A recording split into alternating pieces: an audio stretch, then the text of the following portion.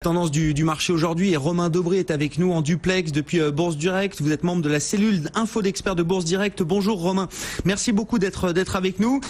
Le marché repart de l'avant, semble vouloir repartir un peu de l'avant aujourd'hui pour les marchés européens notamment, mais on l'a vu sur la séance d'hier, on est quand même dans des mouvements très hésitants et très peu de tendance depuis plusieurs semaines maintenant, quasiment tout au long du mois de mai.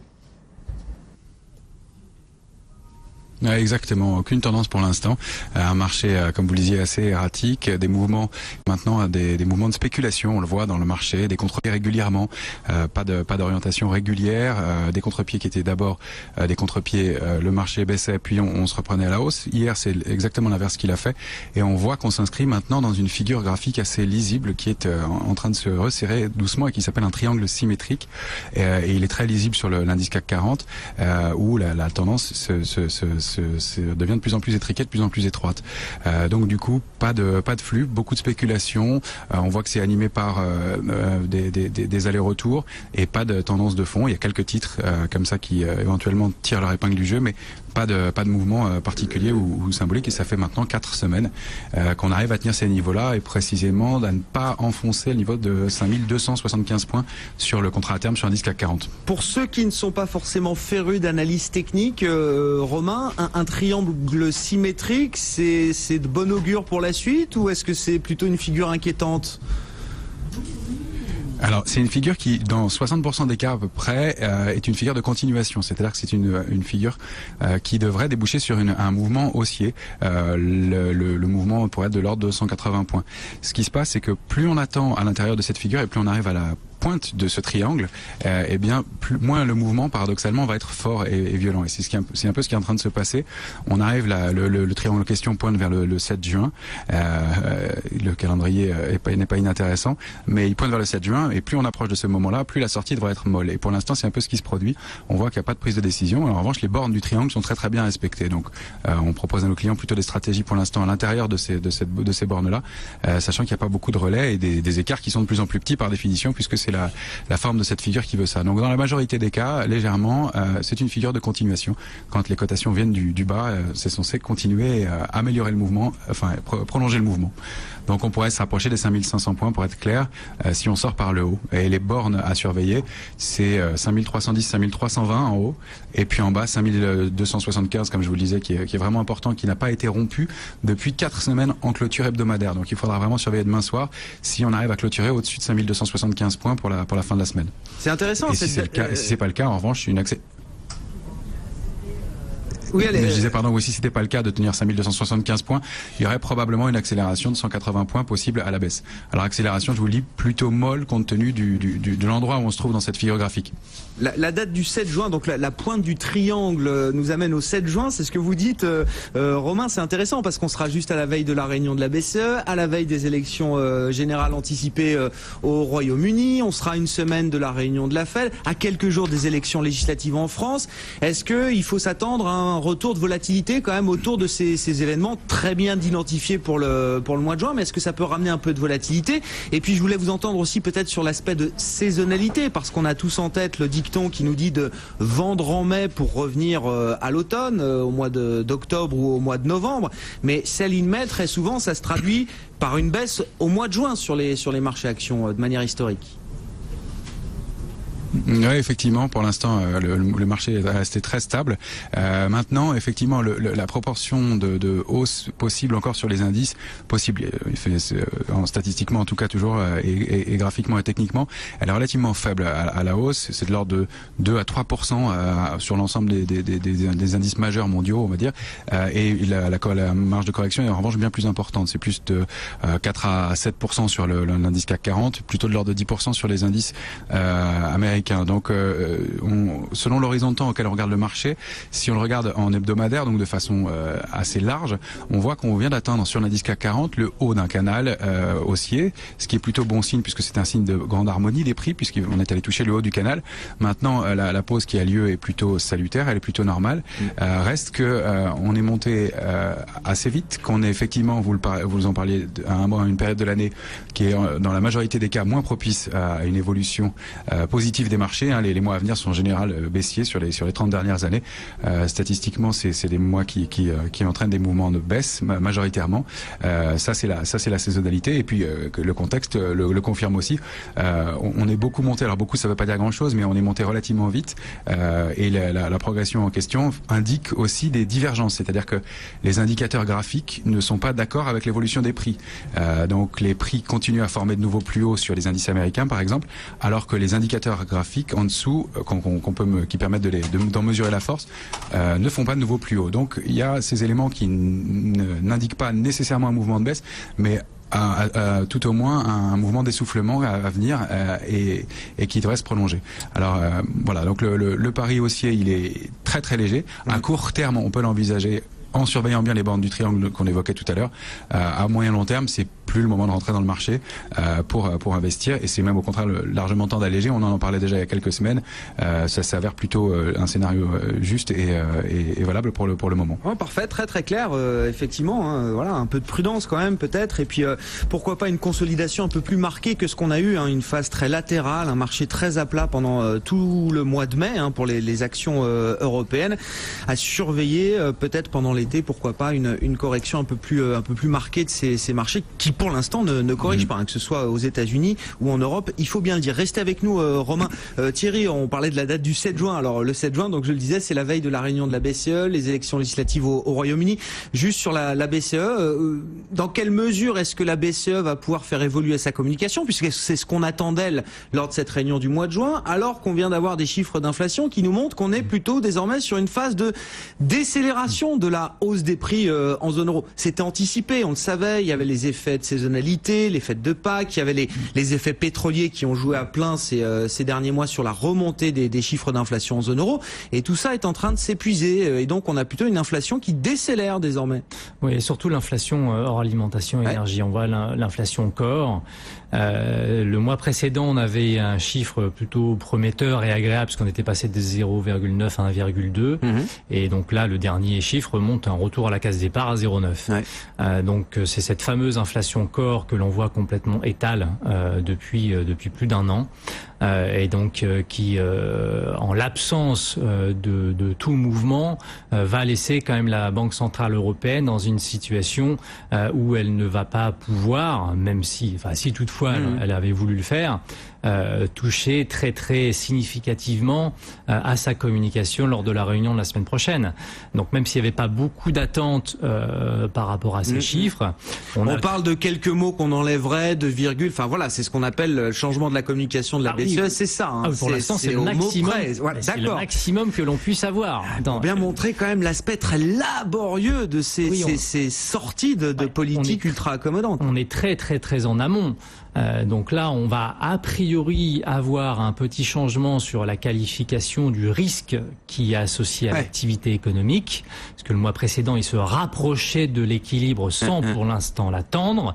Donc on devrait normalement avoir un risque qui s'équilibre du côté de la croissance économique. Et c'est vrai que là, pour le coup, sur l'activité économique, la croissance, on a quand même une série de bons chiffres qui permettent aux banquiers centraux d'être assez confortables. J'imagine vis-à-vis de ça. Il y a l'activité économique et l'inflation, c'est les deux sujets. Il y a plusieurs mois finalement de hausse et donc de renforcement sur cette tendance à l'accélération sur l'activité économique. Donc ce qui est là pour le coup très clair et très confortable pour la Banque Centrale Européenne. Donc elle peut modifier sa sémantique sur cette partie-là, mais par contre l'autre côté sur l'inflation, ça paraît complètement impossible pour l'instant de changer quoi que ce soit. Les risques restent encore orientés à la baisse. On n'a pas encore d'inflation dans la plupart des pays. Elle n'est pas encore auto-entretenue. Elle n'est vraiment pas généralisée. Donc la Banque Centrale Européenne va rester d'une manière générale extrêmement dovish. Monsieur Draghi est intervenu à 2 reprises sur la semaine passée. Il a quand même déjà commencé à marteler ce type de discours.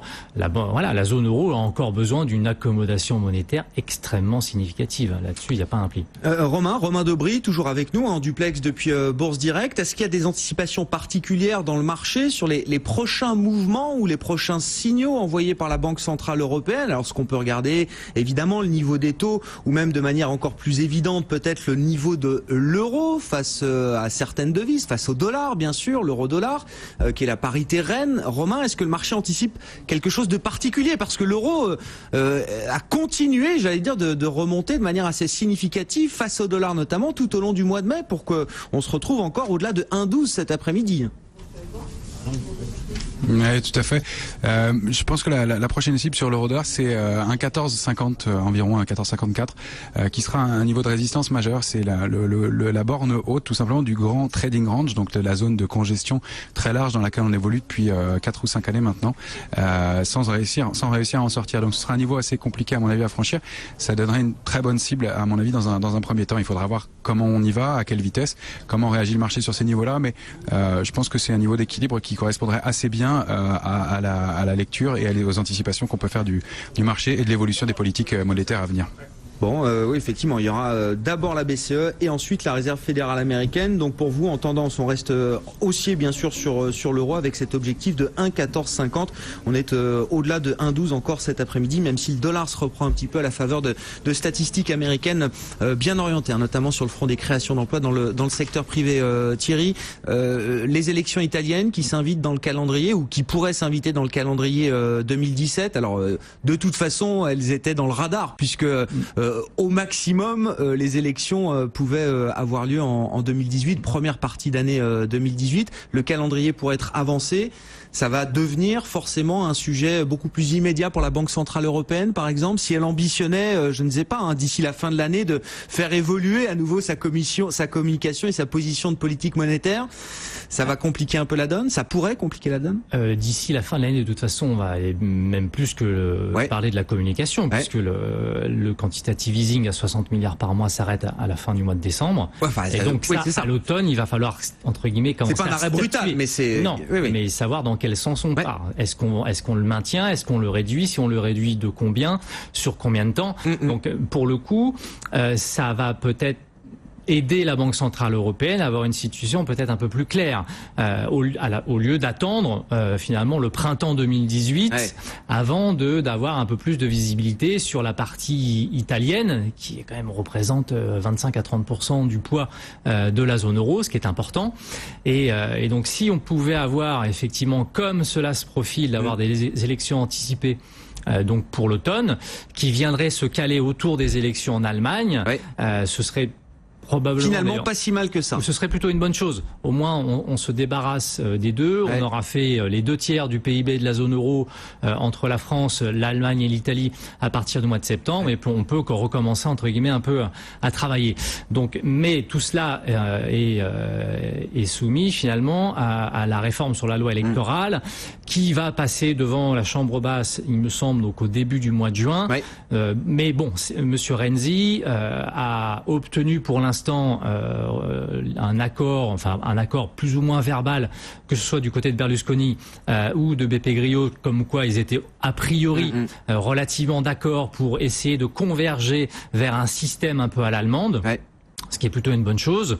Mais donc après, quant au résultat et à savoir s'il va pouvoir émerger une majorité claire, claire, ce serait déjà énorme. Au moins une coalition stable, une coalition ou une majorité crédible et stable. Voilà, donc ça c'est assez compliqué. Le marché se stresse déjà par rapport à cet événement potentiel du mois de septembre que seraient les élections italiennes. Il y a eu un petit peu de stress en fin de semaine dernière, en début de semaine, par rapport à ça.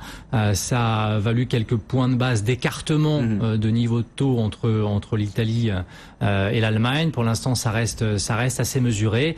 Mais bon, aujourd'hui, les écarts de rendement entre l'Italie et l'Allemagne sont quand même sur des niveaux assez élevés. L'Italie à 10 ans était quand même autour de 2,20 par rapport à l'Allemagne à 0,30, 0,35. On a quand même déjà un spread qui est relativement élevé. Donc voilà, il y a eu un petit peu de stress très dernièrement.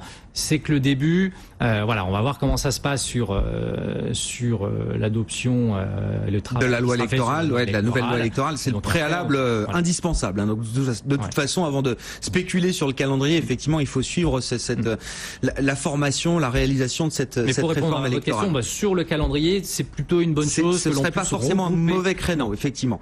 Du point de vue européen, du point de vue de la Banque centrale européenne, qui a une réunion aussi en septembre, hein, qui a une réunion début septembre, donc quelques jours avant les élections allemandes et potentiellement avant les élections italiennes, si elles étaient avancées au mois de septembre. Juste un mot sur l'Italie au passage, hein, parce qu'on a eu un accord entre l'Union européenne et Rome pour la recapitalisation de Banca Monte dei Paschi di Siena, donc une des banques jugées les plus fragiles du secteur bancaire italien, qui lui-même est jugé le secteur le plus fragile en Europe. Donc recapitalisation qui se fera évidemment à base de fonds publics, recapitalisation préventive, et puis des sources qui nous indiquent que Intesa Sanpaolo, donc alors une des grosses banques italiennes qui elle est dans une situation quand même beaucoup plus saine évidemment que Banca Monte dei Paschi, Intesa Sanpaolo qui a réussi à vendre, semble-t-il, un portefeuille de créances douteuses de l'ordre de 2 milliards d'euros. Et puis à l'inverse, on a quand même encore des inquiétudes. On le voit avec Banco Popular en Espagne cette fois, puisque des sources citées par l'agence Reuters évoquent un risque de faillite de la 6e banque espagnole, le titre Banco Popular,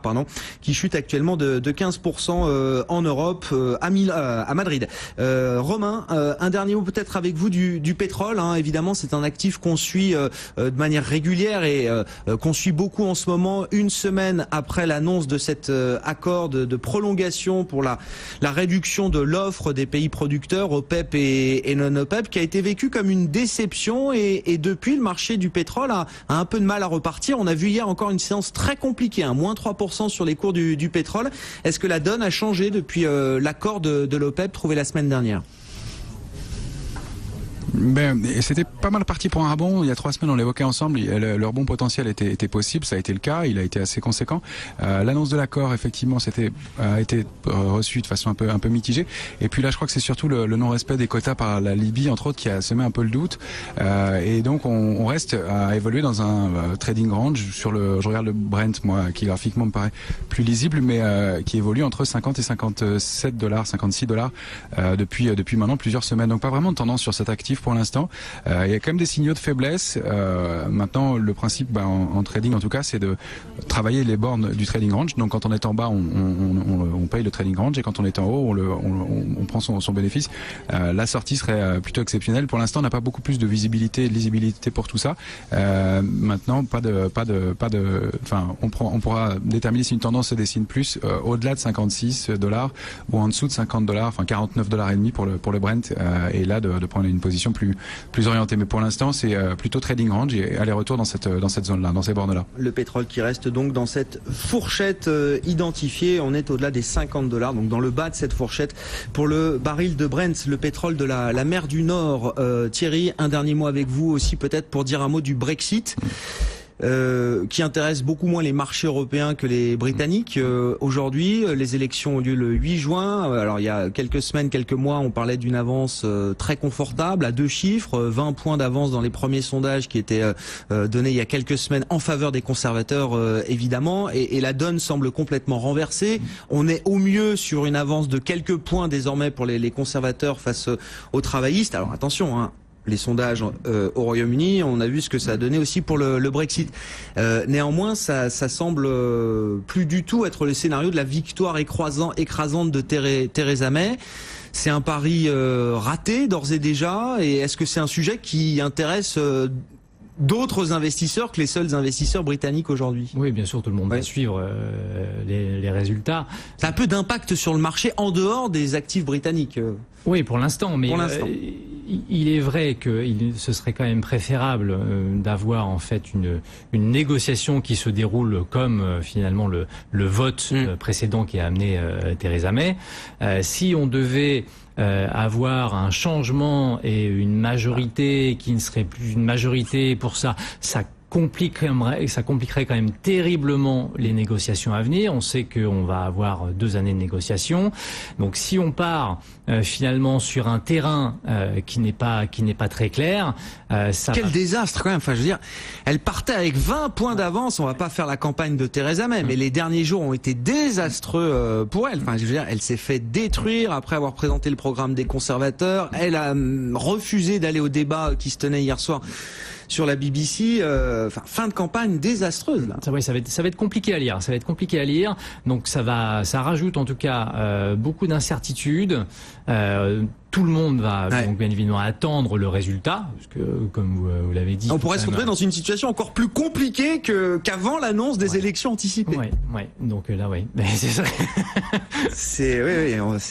On n'est pas au bout de nos surprises quand même. Hein. Non, vraiment pas. Et on n'aurait pas besoin de ça. On sait déjà, le dossier est déjà suffisamment compliqué et va prendre suffisamment de temps. Donc si on pouvait s'éviter d'avoir un déséquilibre entre guillemets sur le démarrage des négociations, ce serait quand même une bonne chose. Ils ont 17 sièges d'avance au Parlement, à la Chambre des députés britanniques, les conservateurs. Donc à voir. Alors il y a en plus une projection qui a fait polémique, projection du YouGov. Alors attention, parce que le scénario est quand même truffé de failles entre guillemets, mais il y a quand même une projection, en tout cas un scénario projeté qui donnait la perte de la majorité des conservateurs au profit des travaillistes. Donc on est quand même dans une situation qui s'est très largement inversée, et la livre sterling qui en a plutôt souffert ces derniers jours, même si elle se stabilise aujourd'hui autour de 1,29. $1,2890 pour un sterling, pour ceux qui suivent la paire sterling-dollar. Voilà ce qu'on pouvait dire sur les marchés. Merci beaucoup, messieurs. Thierry Sarl qui était avec nous, géranto chez CPR Asset Management, et Romain Daubry qui nous accompagnait également pour cette première demi-heure. Tour d'horizon des marchés. Romain Daubry, membre de la cellule info expert de Bourse Direct. On marque une pause, bientôt 16h. On sera aux États-Unis dans un instant avec Grégory Volokin, le président de Mescard Financial Services. Des marchés américains assez hésitants mais positifs pour l'instant en ce début de séance. En Europe également, on est positif toujours. Le CAC 40 reprend 0,6% actuellement, 5315 points.